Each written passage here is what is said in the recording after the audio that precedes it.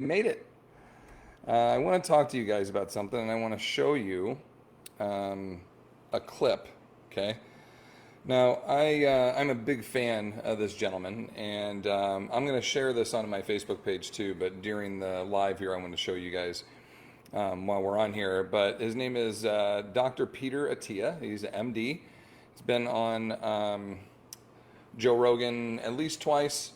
One as recent as November. I've pulled a ton of information. Literally, have watched that episode 3 times, and it's fantastic. Okay, and then he has a podcast called The Drive, which is excellent. He goes super deep on all these topics. It's really, really good stuff. So, if you get a chance, check it out. But basically, the one I'm going to share here, it's only about 40 seconds. I'll make sure I turn it up here. You guys can hear everything, and we'll go from there. Okay. If you have the aspiration of kind of kicking ass when you're 85, you can't afford to be average when you're 50. And that's just the bottom line. There's no other way to describe that, either through cardiorespiratory fitness, strength, or probably even muscle mass to some extent, given its association with strength. So I know it sounds like we're kind of harping on this point, right? That like you've got to be strong, you've got to have muscle mass to accompany that strength, probably because at some point when you lose enough of it, you lose the strength. And you've got to have the cardiorespiratory fitness. Okay, and what I love about this. Okay, he makes so many great points, but he talks consistently about resistance training as we age and how vitally important it is. I put up a post earlier this week. It was shared a lot. I know there's kind of like some strange verbiage to it, but I was kind of citing another source. Nutrition Facts had posted something that said not walking, an hour a day should be considered a high risk behavior. And so I ran with that and said not walking and resistance training should be considered a high risk behavior. Okay. So that led into a lot of conversations. People have been talking to me about it all week, all really great conversations, good information. People asking about how much, how often, what should I do? And the best thing that I can tell you, and stealing a line from Rocky 3, okay? Apollo, Rocky, they're on the beach, they're racing. Rocky's lost the eye of the tiger. Apollo's trying to help him find it. And he goes, you got to work harder, man. And he goes, tomorrow, I'll do better tomorrow. And Apollo goes, there is no tomorrow. There is no tomorrow. And that's the idea is like we can't keep pushing this off. And how many people do you know say that? They do this all the time. They're like, yeah, I know, you're right. I really should. Yeah, as soon as I get back from blank, as soon as I stop doing this, as soon as this is off my plate, okay, then I will start. Why are we waiting? What is the priority of this? Okay, and let me put it to you this way, because I know everybody's got important stuff to do. Prior to COVID, I did not personally, I'm being vulnerable and honest and open with you guys, I did not personally prioritize fitness in my life, and I'm a health and fitness professional. How hypocritical is that? Okay, I lived the lie. I lived this lie for a while. And it was due to my injuries. I didn't know how to train myself without continuing to hurt myself. And I know it sounds super silly and so simple, but when COVID came, the gym closed, we went online, and I had to start doing my ADL classes, my activities of daily living. I had to start teaching that class and doing it. And I went to these, very simple, very remedial, very basic movement patterns and built a foundation there, and slowly got a little better and got a little better. I wasn't swinging kettlebells and doing clean and jerks and doing the deadlifts and the vest and everything else you guys, I've showcased and shown now. I wasn't doing that back in March 2020. Okay, I was working out maybe once, maybe twice a week. They were very half-assed. They were, I would fit them in as sparingly as I could. And I know there's a lot of you personal trainers and coaches out there doing the same thing. I'm not hating on you. I was you. Okay, and you have these moments where you're just like, man, I'm deep down, if you're really honest with yourself, I'm living this lie. You're living the lie a little bit. You're preaching it and you're telling everybody else, like a doctor that smokes. Okay, yeah, you shouldn't smoke. And then you see him outside in the little glass box if you're in California, smoking away. Okay, we're living the lie. We can't do that. We need to be a representation. We need to believe in what we're preaching. And so what are we waiting for? Okay. I needed a violent kick. I got that kick, and now I'm re-addicted to my health. Like, I am so into this and so passionate about it because I found a way to do it that worked for me. So instead of waiting, I'll do it tomorrow. Instead of waiting, like, get off your ass and go find the version of this that's going to be good for you. And gang, I don't care what you do as long as there is resistance involved. Gravity is winning right now. It's beating you. You need to do something about it. Every day, it takes a little bit more. 1/1000th of a millimeter of whatever. Every day, it takes a little bit more. I met a very, very, very nice gentleman today. And his posture was like so. Okay? Walked into my gym, and I instantly thought, man, I could help you, right? And it's just years and years of losing to gravity. Does resistance training, but I don't think enough, right? Very active and still does stuff, but not enough. Like, this has got to be 2 to 3, maybe up to 4 days a week. Kettlebells, dumbbells, machines, pulleys, bands, Indian clubs, you guys, you name it. Whatever implement, whatever apparatus that you want to use, your body must have resistance. Yoga is great. Tai Chi is great. Golf is great. Tennis is great. Everything else is great. You got to have resistance.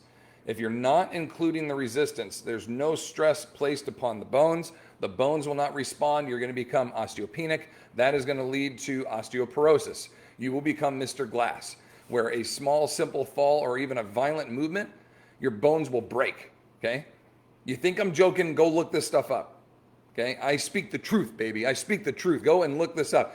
Go to the CDC. Just do Google CDC falls 2020. Check it, 22, 21, look at all the new stats. There's tons of information out there about it. Almost everybody that falls over the age of 50 and suffers a severe fracture, almost all of them, osteopenia or osteoporosis. They're not stressing their bones enough. They're not putting enough pressure on the bones via good pressure for the bone to respond and go, oh, hey, I should get harder. I should get, lay down more bone. I need to get more stiff because this is a regular practice that I'm going to have to get to. That's where the SAID principle comes in. I don't want to bore you guys, okay? But your calluses are your best example of the SAID principle. I'm going to grip things. I'm going to hold them. I'm going to move them around. I'm going to move them quickly. It's going to rub on my hands. This is a regular occurrence, so I'm going to put down more skin, and I'm going to grow more musculature in my hands to accommodate you doing that. The demand, the metal, the resistance, the tension, that's very much imposed, okay? The specific adaptation, increase in strength, new layers of skin. That's the SAID principle, a specific adaptation to an imposed demand. So if you continue to impose the demand of resistance, I don't care what it is, find your jam. Okay, it could be a bar class, it could be kettlebells, it could be CrossFit, it could be Olympic lifting. I don't care, but incorporate it and don't wait till tomorrow. You got to do now. There is no tomorrow. You guys know what I'm talking about, right? And then they embrace and they run around in the wall. I have that bro shirt. I have the bro hug shirt. Okay? You gotta live this, man. You gotta live it. I want you to have your aha moment. I'm blessed. I'm so thankful that I had mine. It was forced on me, but I took advantage of it. You impose this demand on your bones via the resistance, the muscles will follow. They're yin and yang. No, they're not yin and yang. They're peanut butter and jelly. They go together great. They're different, but they go together great. You get stronger, your bones will get stronger, your bones get stronger, your muscles will get stronger. Just by resistance training on a regular basis, 3 times a week, your cardiovascular health will improve, even just a little bit. But what do we do on the other days? Throw on a vest, throw on a backpack, go for a ruck, loaded walking. If you guys are already out there walking, just put a little weight on. 10 pounds, 15 pounds, go do that. Okay? Just get out and be active. Get out and be active. But resistance training is a must. Okay? Basic guidelines. I'll wrap this up. Basic guidelines. 2 to 3 days a week, preferably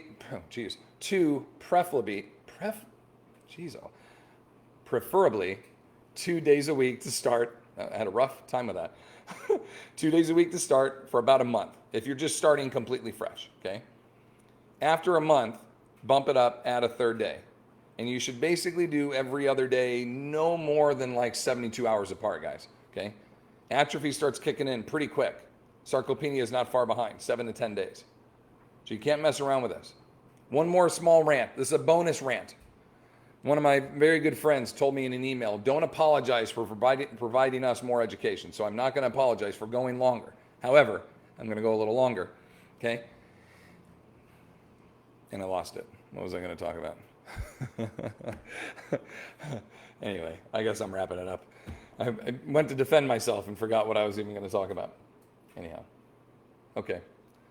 I think I've hit everything I wanted to say. I hope you have a great weekend. I hope that you find an opportunity to get into something that you like.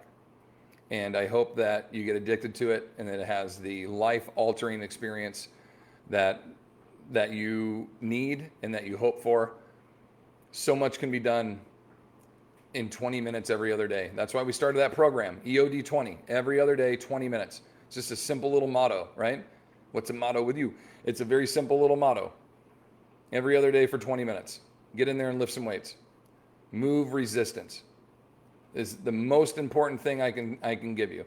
If you want to be a stud when you're 80, it has to start when you're 50. That's what Peter just said. There is no tomorrow. You have to act now. Quit putting it off. That's what I was going to talk about. If you're going on vacation, here's our bonus. Okay, I get a client. This is just a client, okay? A client, nobody specific. They oh, hey, I'm going to take 10 days off. I'm going to go to vacation. I'm like, cool. Where are you going to be? Where are you going to be at? I'm going to be at the Hampton, the Hill, the whatever it is, Hilton, whatever the place. Cool. When you get there, go into the weight room and give me a little pan with your camera. Just record everything that's in there. I'll send you a workout you can do 2 or 3 days while you're there. And they're like, come on, man, I'm on vacation. What's 10 days going to do for me? A lot. You guys see that research study? I put it up on social media all the time. 10 days at rest. Now we're simulating bed rest, okay? But if you're on the beach sipping Mai Tais, that's pretty much bed rest. Yeah, maybe you go swimming a little bit, but for the most part, you're sitting around doing nothing, okay? I mean, unless you're up like kicking ass and living your best life, vacation usually doesn't do a whole lot. I get it, you're walking at Disneyland, that kind of thing, but is there resistance included in this, guys? We're talking about 20 minutes. You have 168 hours. I don't know how many minutes that is, but it's a shit ton of minutes, okay? I need you to do 20 every other day. Just get in the weight room and move some weights around. Move some resistance. That is vitally important. There is no tomorrow. Hope you get it. If you have questions, comment below. If you're celebrating a holiday this weekend, happy holiday. Enjoy yourselves. Find that motivation. Get a partner. Get a mentor. Get a coach. Get a friend. Get somebody to help you be accountable. Get into this. It's your health. What's more important? I know a lot of you parents out there, hey, my kids come first. If you're not around for them, and I know that's the old saying, right? But this is true, gang. If you're going to care for someone else, you have to care for yourself first. If you keep putting it off, what are you doing? I'll do it tomorrow. And what did Rocky say to Apollo? I'll do it tomorrow. What did Apollo say back? Say it with me. There is no tomorrow. There is no tomorrow. Do I sound like him? Carl Weathers, my man. Love that guy. All those movies are fantastic. I'll tell you a secret. I'm going to drag this on as long as I possibly can. I'll tell you a secret. You ready? I cry every time I watch Rocky. For real. I can't help it. I've seen each one of those, even Rocky 5, which sucked. I've seen every one of those at least 35 times. That's probably on the low end. Love those movies. I've seen Rocky 2, 3, 4, and Rocky Balboa 50 times each. I love those movies. And then the new Creeds, I'm addicted to them. I love these things. So motivating, right? I cry at the end every time. Win, lose, or draw. When Mickey dies, rip my heart out. Anyway, I've gone on long enough. There is no tomorrow. I got your back. You have questions, you let me know. Love you guys. See ya.